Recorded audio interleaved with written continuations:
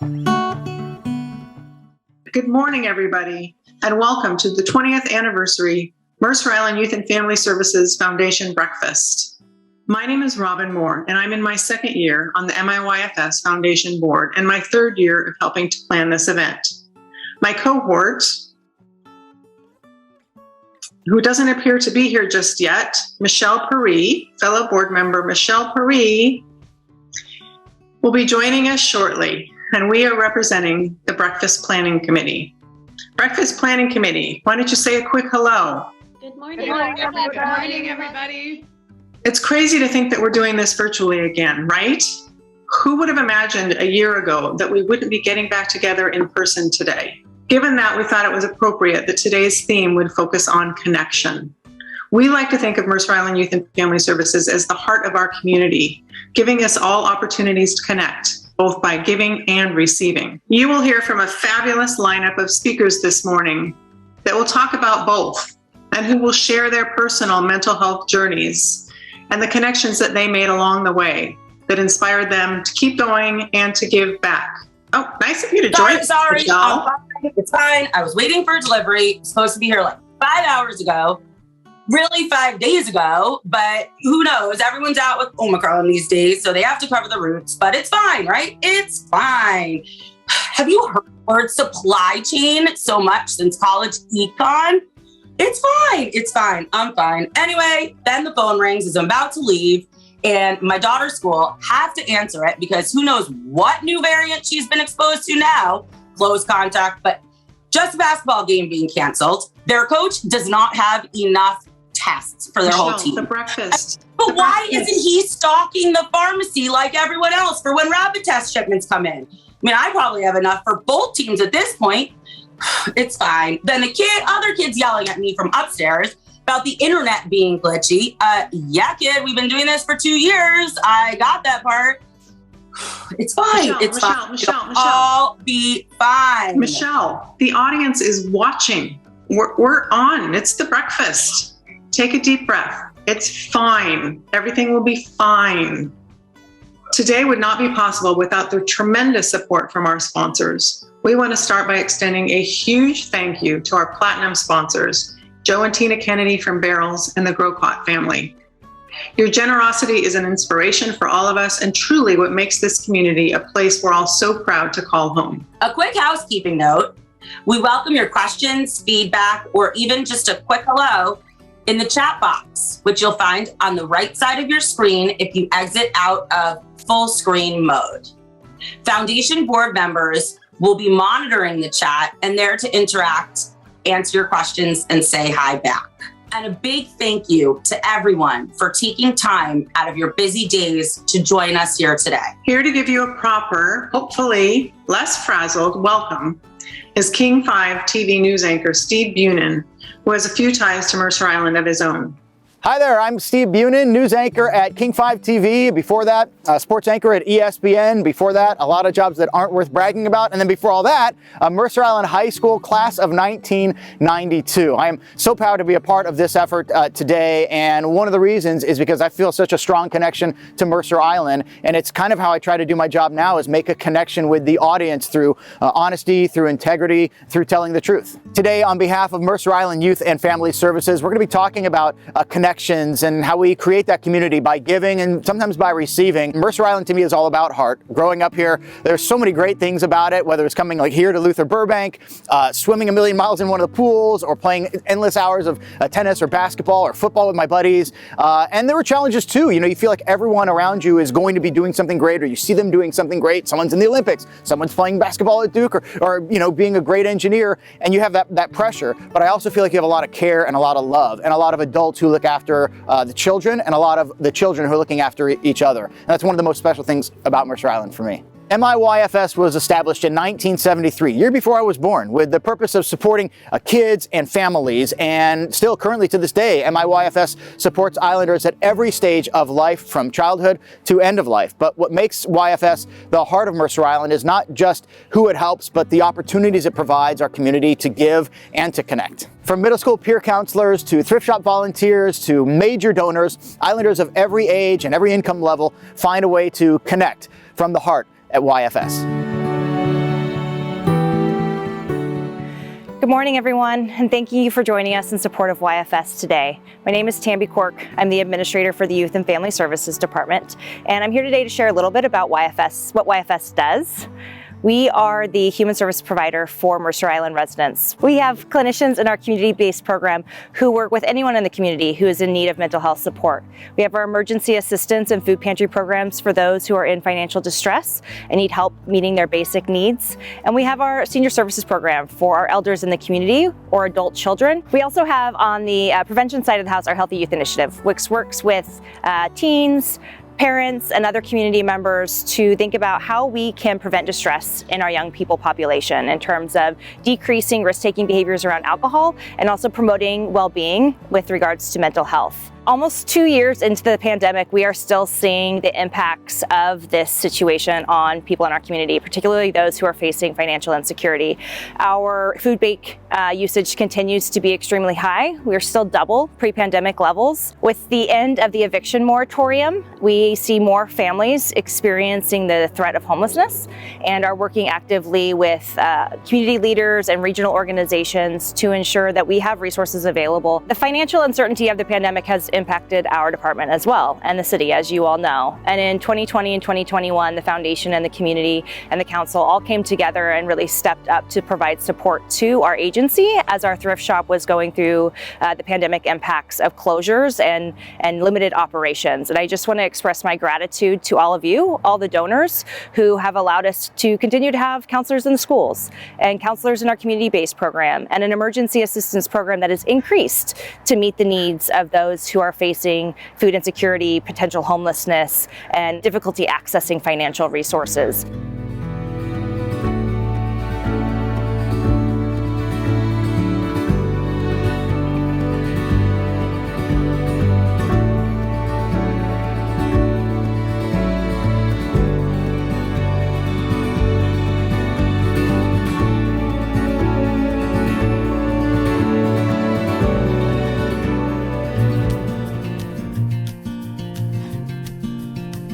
Good morning and a virtual welcome to you all from my living room because, well, Omicron.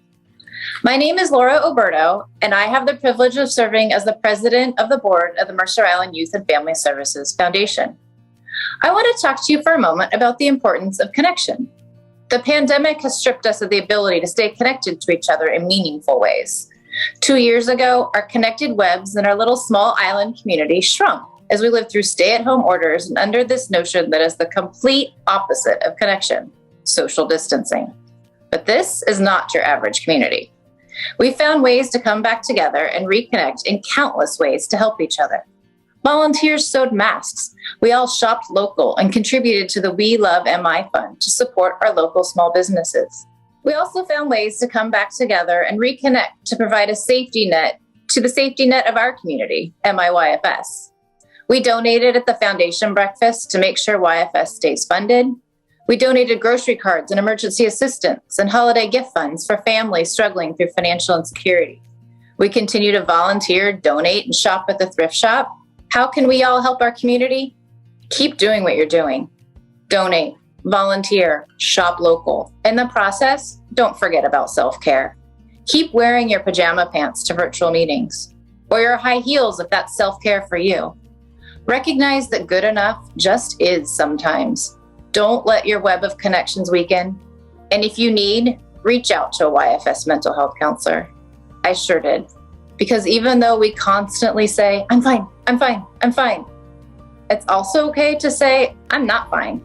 On behalf of the 20 members of the Foundation Board, thank you for your support to keep mental health and emergency assistance services funded for Islanders. Good morning. My name is Derek Franklin. I'm a clinical programs manager at Youth and Family Services. I'd like to talk a little bit about the impact of COVID on Mercer Island and what we're seeing in kids and families. Our kids are seeing some challenges with depression and anxiety. Some of our counselors are reporting kids that are coming to school with challenges in focusing, challenges on just sitting in the classroom and relearning how to be with other students. Across the community, we're seeing impacts as well in terms of mental health issues for individual adults, couples, families, seniors, really all the age groups that we serve. Seniors have been especially isolated during the pandemic, not seeing kids, not seeing grandkids, and the types of connections, volunteering at the thrift shop and other things around the community that have been shut down. Parents, I think, are struggling more than they think.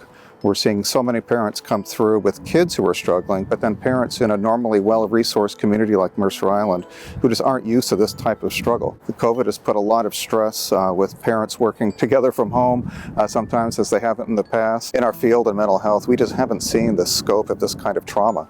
Our counselors are working incredibly hard to meet the needs of the community, but are finding that most of what they're doing is working with sort of low-grade trauma day to day, parents, kids, seniors, individuals whose past traumas are now exacerbated by the things we're in with COVID. And so some of the things we talk about are the focus on community, the focus on connection, and just give ourselves permission, all of us, to be good enough parents, good enough students, good enough grandparents, and just good enough together to get by, and things will get better. The largest source of revenue for MIYFS is the Mercer Island Thrift Shop. It's also kind of a go-to place for Islanders if you're looking for kids' toys, holiday decorations, sporting goods. We've actually bought 2 little kids' bicycles through the years as our daughter aged up and then out of the previous one. You can get books here, unique clothes, furniture, but COVID shut down the thrift shop like so many other things in 2020, and YFS lost more than $1 million in revenue because of it. And not only that, as Mercer Islanders, we kind of lost our ability to connect in so many ways,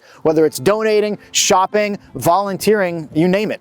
Sharon Perez, a longtime Islander, was hired to restart and rebuild the thrift shop in 2021. And here she is now to share with you the work that's been done and how you can be a part of helping the Mercer Island Thrift Shop get back to full strength. Thanks, Steve. Well, we're back. We're so happy that the Mercer Island Thrift Shop is open again, and we are in a restart, rebuild mode. So 2021, we were able to reopen and restart. And our focus for 2022 is to rebuild. The Mercer Island Thrift Shop is a true unicorn. There is no other model we found in the country that has a city agency like Youth and Family Services that is supported by a business with all the revenue. One of the things I'd love for you to know about Mercer Island Thrift Shop is how you can be a part of our success. The Mercer Island Thrift Shop is one of the arms that supports Youth and Family Services. I see Youth and Family Services as the heart of the city, and I see 2 arms, one of them being the thrift shop, and one of them being Youth and Family Services Foundation. And they fund all of the vital programs that Youth and Family Services provides to all Mercer Island residents. That was the whole reason that the thrift shop was started 45 years ago by a group of dedicated community volunteers. They wanted to make sure that mental health services were available to all residents, regardless of age or ability. We are all about connections, just like Youth and Family Services builds and strengthens the connections in our community. Every day we see the connections in our shoppers, in our volunteers, and in all the community members who work together to do what we do here. This is one of our fabulous youth volunteers, Nathan Lau. And Nathan, you're one of a number of our high school students who volunteer. Nathan's a junior at Mercer Island High School, a member of the varsity basketball team. And on his day off, he comes here to volunteer. So what got you interested in volunteering at the thrift shop? I think just conversing with a lot of the customers. I think throughout the pandemic, it was hard to have like a face-to-face contact or like just a conversation with somebody. Yeah, absolutely. I really missed that too. Yeah. And I realized once I got to do it again, how much I missed it. Yeah. It's a really great part of the community. I think we have a lot of regular customers who come in for that too. Mm-hmm. Nathan, you're here. You know we need to have more volunteers, and it's a call out to the whole community. We really, truly mean it when we say we cannot run our operations without our base of volunteers. So what we look for are committed volunteers like Nathan who will take a time, I think yours is Sunday mornings, to take a 3-hour shift. Mm-hmm. And we have lots of different opportunities. We also are supported by our customers. The bulk of our sales comes from apparel. So you can see our beautiful apparel selection. We get lovely, high quality items from the very generous people on Mercer Island. Like I got this fantastic jacket and many other things working here and seeing all the great things that we have. We have everything from your first starter apartment up to Waterford and Spode. We cover it all. The Thrift Shop is all about making connections, connecting you to your next favorite treasure that you find here, or saying hi to your neighbor, or to your fellow volunteers. We'd love to connect with you. Come see us at the shop.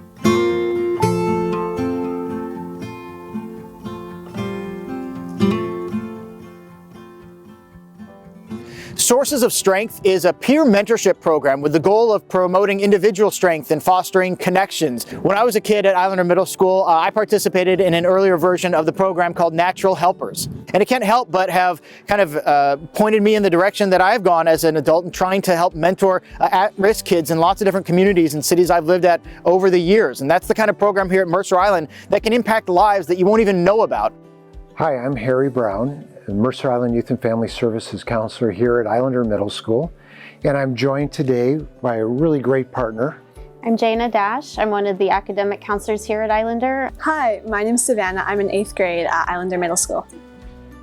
And we're going to take some time today to talk a bit about a program called Sources of Strength. It's really about sharing messages of hope, help, and strength. And it's really about connecting students with one another and also connecting students and adults here at school. Part of what we do in our group is put a real emphasis on reaching out to students who maybe don't have those natural connections, or maybe feeling like they don't have the strengths that really are the protective factors that they might need to face challenges that they come up against.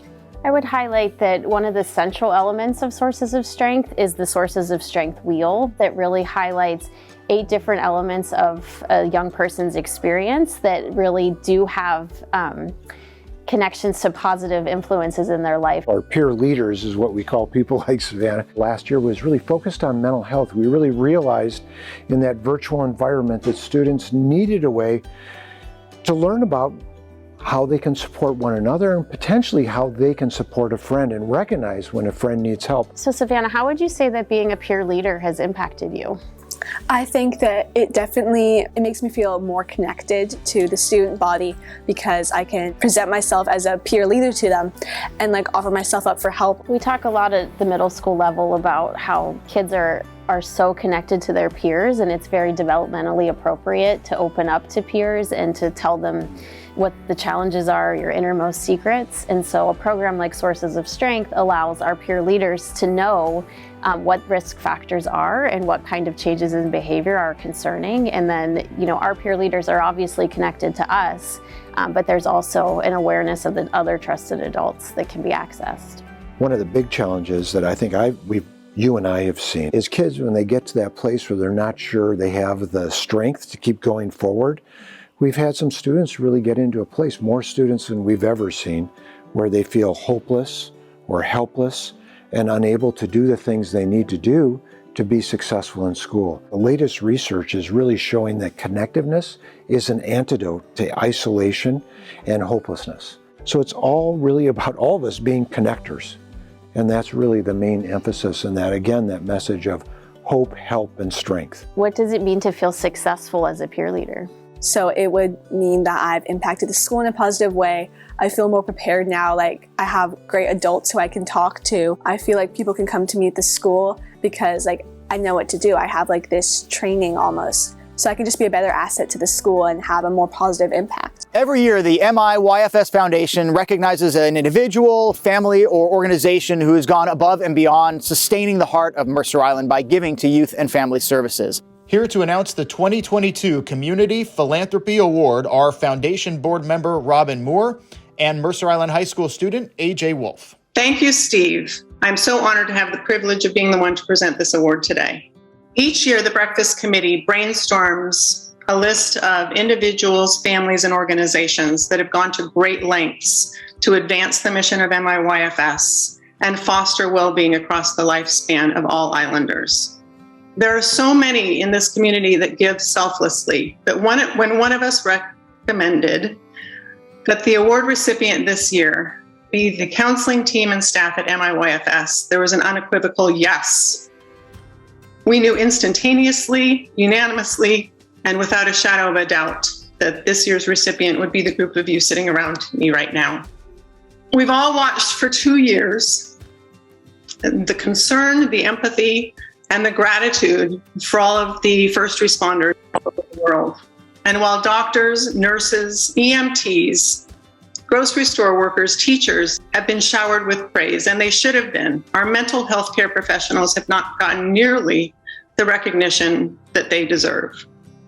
You have always worked tirelessly, but in these last 2 years, you've been truly heroic. You've managed to take care of all of the others in your lives and yet show up for us each and every day, despite fewer hours in the week and fewer of you on staff. You've been the lifeline for so many during a time when the light at the end of the tunnel has been dim to non-existent. We are forever indebted to you, and we want you all to know how much you are appreciated. AJ Wolf, who is a high school student, would like to present you with the award. To the counselors and administrators of the Mercer Island Youth and Family Services, from the bottom of our hearts, we would thank you for all you have done and continue to do here in our community.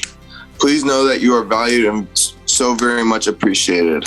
On behalf of the Mercer Island Youth and Family Services Foundation and the entire community of Mercer Island, we would like to present you with the Community Philanthropy Award.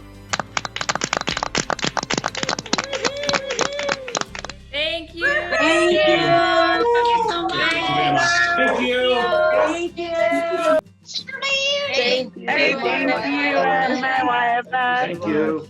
Well, thank you, Robin and AJ, the foundation and the community. Thank you so much for the Philanthropy Award on behalf of all of YFS staff. It's truly an honor to be recognized for our work.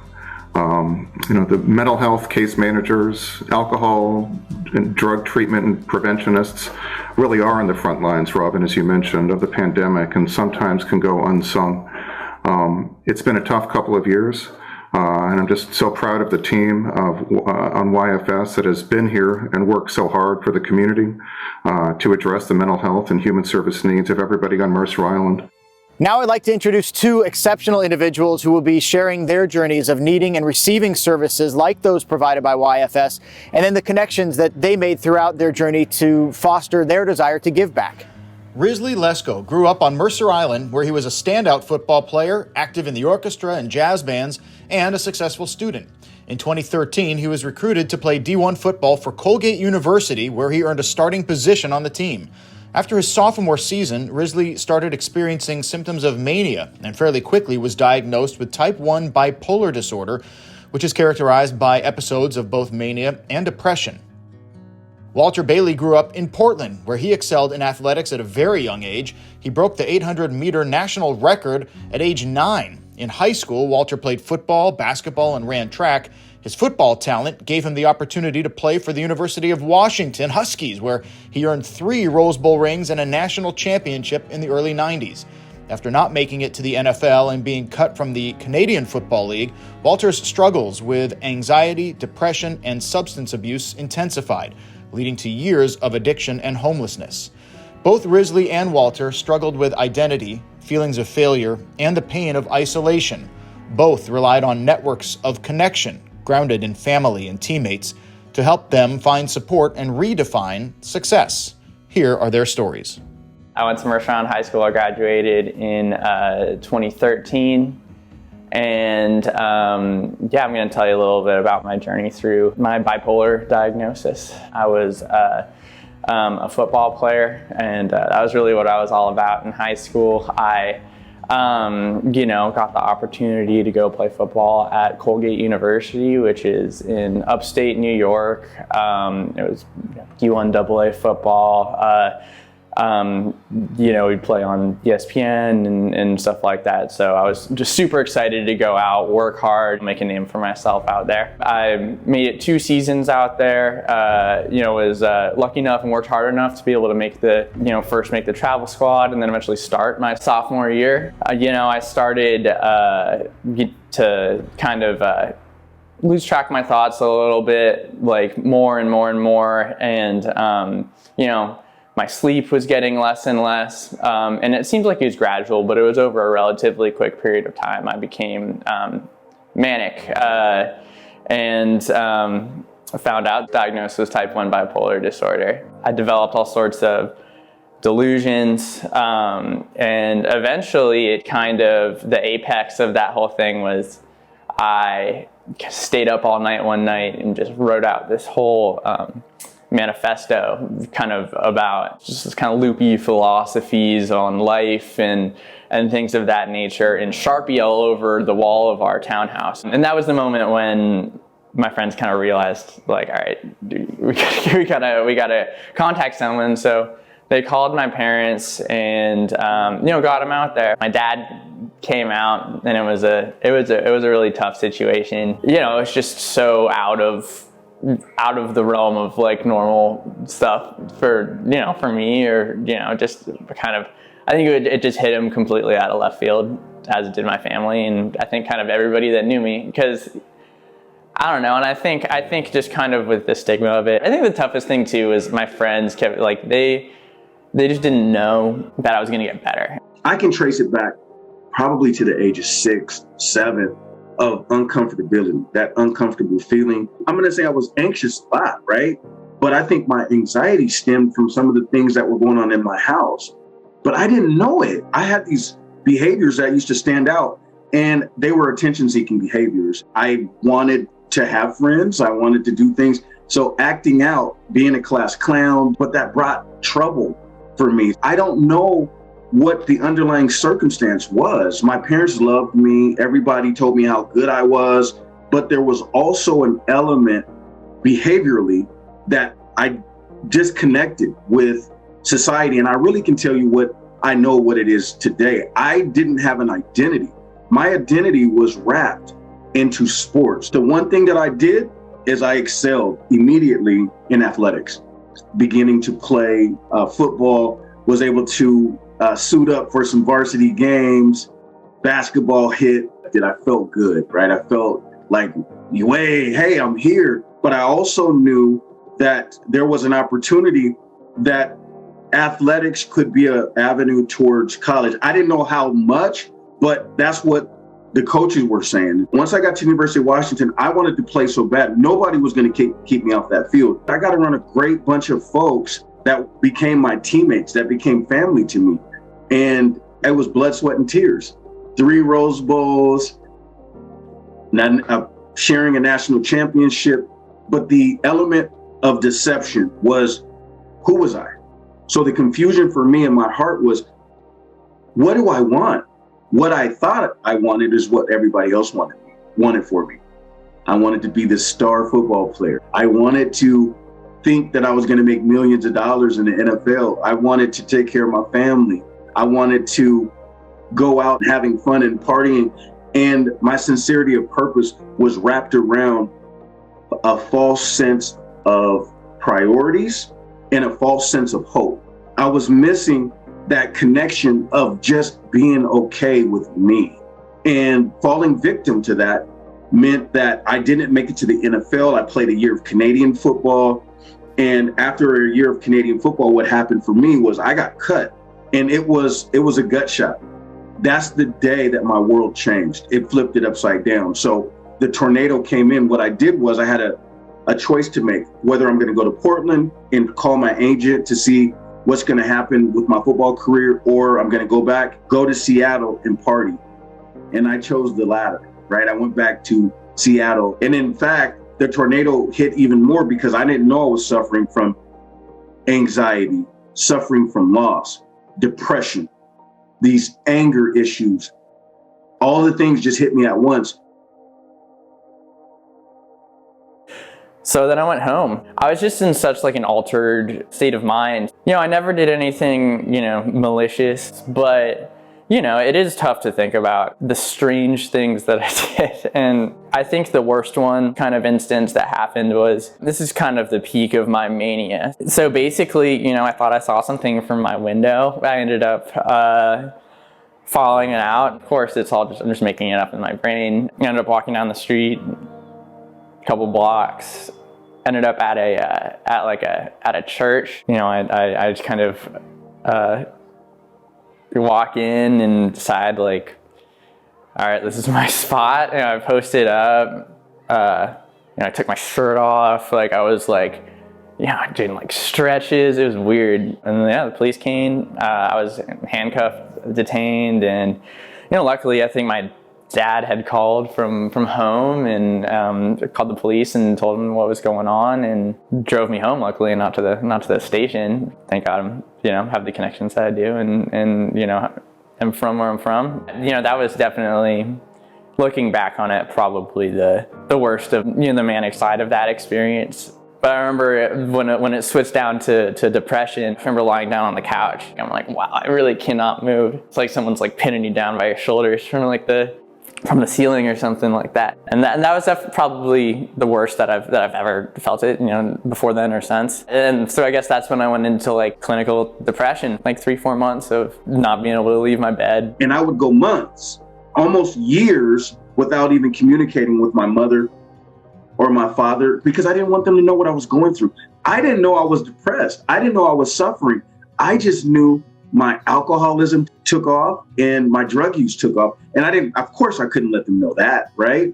So in a course of, from 1994, I had been homeless off and on for about 15 years. I was so busy hiding my feelings and emotions and sadness because I was a failure.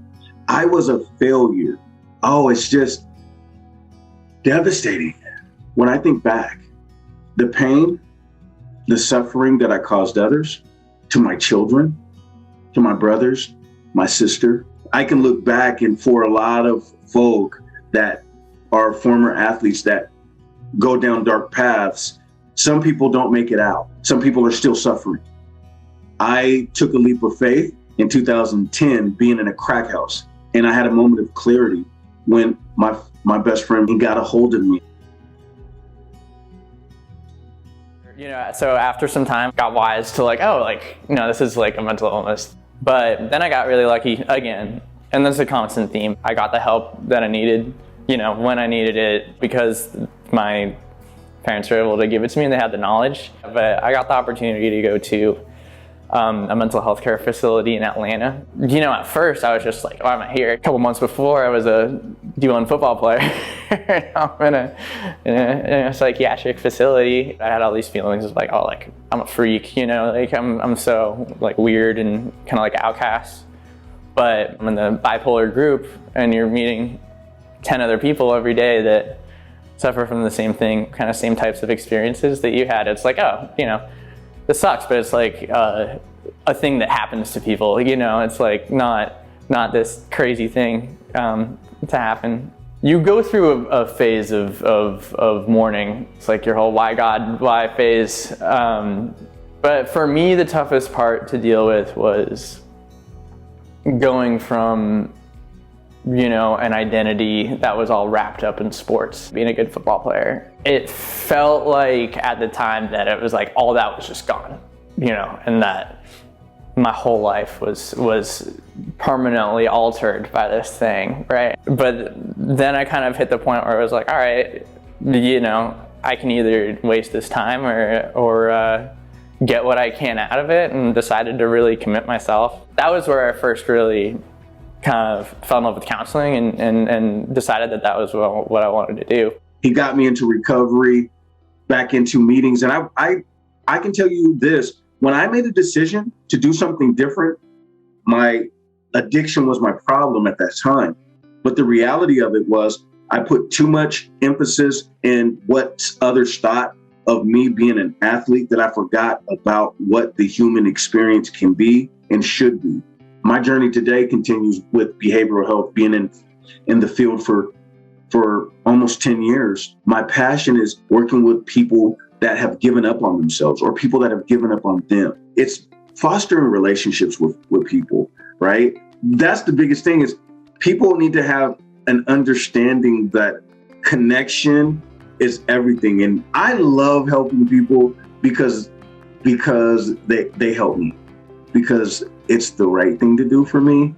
My main focus is, look, how do we connect, right? How can you feel supported? How can I continue to spread this understanding to people that you're not cursed. It's not a sin to have misfortune, or to have your life be turned upside down. It's a matter of how do you get up?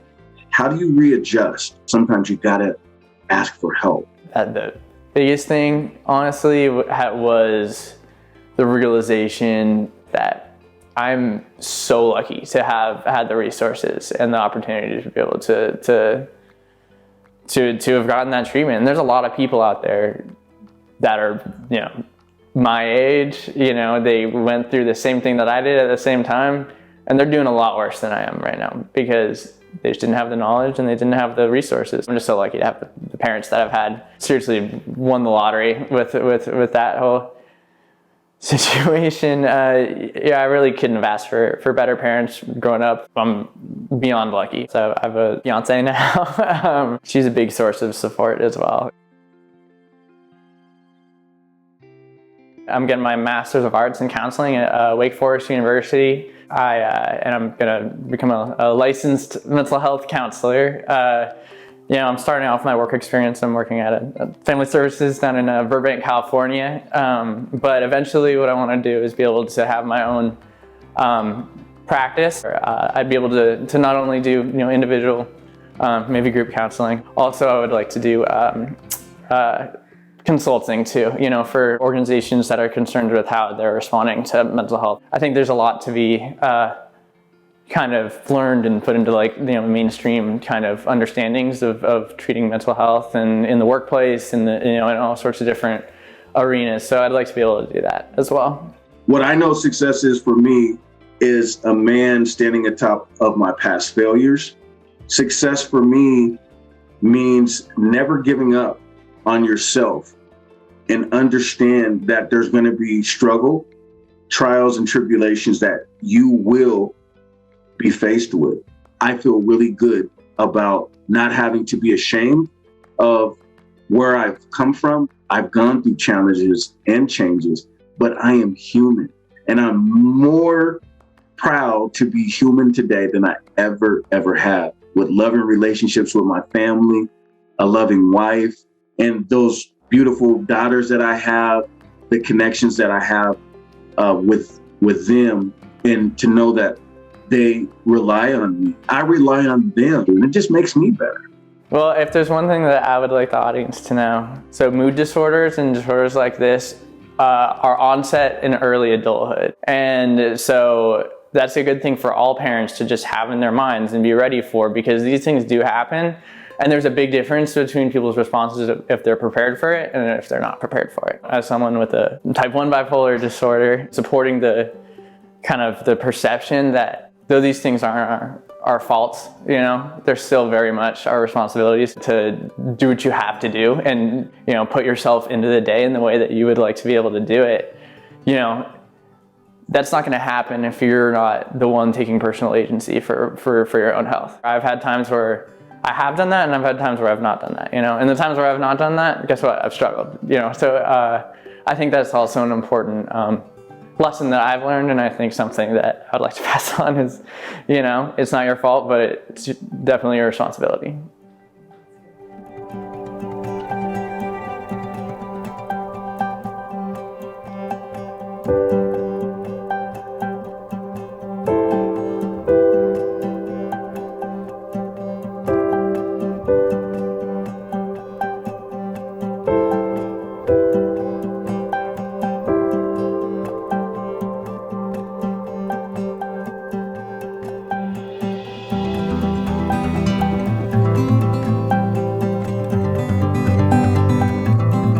Thank you, Risley, for sharing your story and for your call to action to the Mercer Island community regarding education about mental health conditions.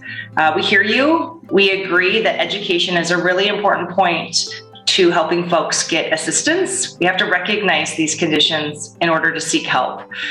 Mercer Island Youth and Family Services intends to continue our mental health first aid trainings in 2022, and we'll be announcing the date for that series soon. I really encourage community education around these disorders and mental health in general. We are all in this together, and only by awareness of what these conditions look like, risk factors and protector factors, can we all come together to support and protect each other during this time. Thank you, Walter and Risley, for sharing your journeys with us as we all work to reconnect and really redefine success as we continue through this crazy pandemic. So what is your role in sustaining the heart of Mercer Island? Well, you've just heard stories of the impact of mental health support and community resources, and you can help ensure that Islanders can access these same tools by donating to Youth and Family Services. A single $500 donation pays for 4 sessions of mental health counseling for Mercer Island children facing depression, anxiety, family conflict. Beyond financial contributions, you can support neighbors in need by committing maybe a weekly or monthly shift at the MIYFS Thrift Shop, volunteer to cashier or sort donations, or organize a collection drive maybe for back to school children's clothes, holiday items. The amount of money raised by the Thrift Shop depends completely on people like you. Even with financial resources, demand for mental health services, it's at an all-time high. It can be impossible to find. So our final ask is to be there for each other. That takes action. Maybe it's checking in on an elderly neighbor. Maybe it's committing to taking a class on mental health offered by the Healthy Youth Initiative. It could be as simple as waving to someone on the street or just telling a stranger to have a great day. Forgiving the person who cut you in line maybe, leading with love rather than with fear. Respond with empathy, reminding children in our lives that we value them beyond just their achievements and that struggles and failure are a part of the truth of their journey. And one more thing, any donation over $500 gets matched by our angel donor. So if you can, please give. Whether it's donating money or donating your time, whatever you can do, whatever you want to do, go to the link below to learn more about how to get involved and really connect with each other. Thank you to all of today's speakers and to Steve Bunin for coming home and being our Master of Ceremonies. Thank you in particular to Walter and Risley for sharing their very personal stories and inspiring us with their determination to give back. Risley, we know that for you, sharing meant going public with your entire community, which is one thing to say and another thing to do. We are honored that you and your family trusted us with your story. Thank you again to all of our sponsors. Platinum sponsors Barrels and the Grocott family. Gold sponsors the Mercer Apartment Homes, Ellen and John Gordon Hill, the Chris family, Sarah and Bob Lesko, the McCrae Foundation, and Lissa and Bob McDowell, and all of the silver sponsors you see listed here on your screen. We could not do this without you. Thank you to all of our retail partners who are donating 20% of today's proceeds to MIYFS. Please shop local today and continue to shop local every day. We are Islanders helping Islanders, and we are all better for it. Thank you for getting up early and joining us today. Have a fantastic 2022, and fingers crossed, we will see you back in person again for breakfast number 21. And community is only as strong as what people put back into it, not only through taxes, but through their time and their care and their relationships with their neighbors. MIYFS addresses the needs of our children and families that no other agencies do, via its mental health counseling in schools and its food pantries. We give because we believe mental health issues need to be funded better than they are. We think it's very important for the schools and for the community to have that funding. I give because it feels good to support an organization that does so much to help and care for our community.